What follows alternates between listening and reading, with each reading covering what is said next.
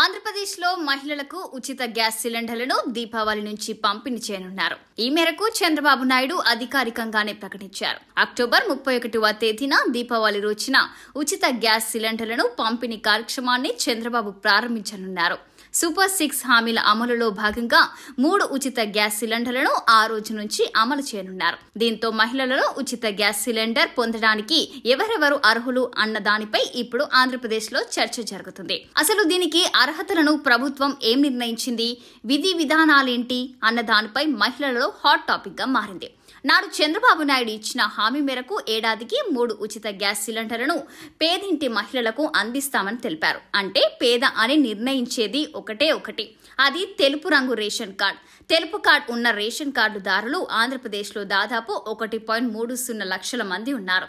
వీరిలో కొన్ని కుటుంబాలకే పథకాలన్నీ వర్తింపచేస్తారా, లేక అందరికీ 3 ఉచిత గ్యాస్ సిలిండర్లు సరఫరా చేస్తారా అన్నది చర్చనీయాంశమైంది. 3 గ్యాస్ సిలిండర్లు అంటే 4 సభ్యులున్న ఒక కుటుంబానికి ఒక సిలిండర్ 4 నెలలు వచ్చే అవకాశం ఉంది. అంటే 3 ఉచిత గ్యాస్ సిలిండర్లు అంటే ఏడాది మొత్తం ఫ్రీ సిలిండర్లు పొందే వీలుంది.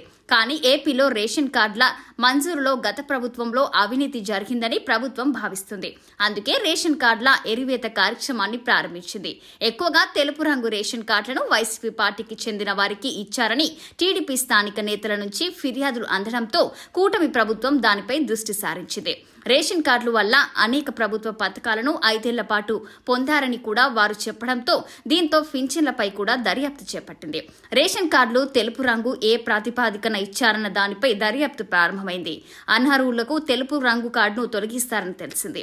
అదే సమయంలో తమ ఆధార్ కార్డుతో గ్యాస్ కంపెనీ వద్దకు వెళ్లి లింక్ చేసుకోవాలని, కేవైసీ నమోదు చేసుకోవాలని కూడా నిబంధన వచ్చే అవకాశం ఉంది. కూటమి ప్రభుత్వం అధికారంలోకి రాగానే అనేక మంది గ్యాస్ కంపెనీల వద్దకు వెళ్లి కేవైసీ నమోదు చేయించుకున్నారు. తెలంగాణ, కర్ణాటకలోని ఉచిత గ్యాస్ కాదు, కానీ 500 రూపాయలకే సిలిండర్ ఇస్తున్నందున అక్కడ విధి విధానాలను అధికారులు అధ్యయనం చేసి వచ్చారు. ఈ నివేదిక కూడా ప్రభుత్వానికి అందినట్లు తెలిసింది. తెలుపు రంగు రేషన్ కార్డులను తొలగించిన తర్వాత మాత్రమే 3 ఉచిత గ్యాస్ సిలిండర్లు వారికి వర్తింప చేస్తారన్న టాక్ వినబడుతుంది. అయితే ప్రభుత్వం మాత్రం అధికారికంగా విధి విధానాలను త్వరలోనే ప్రకటించాల్సి ఉంది.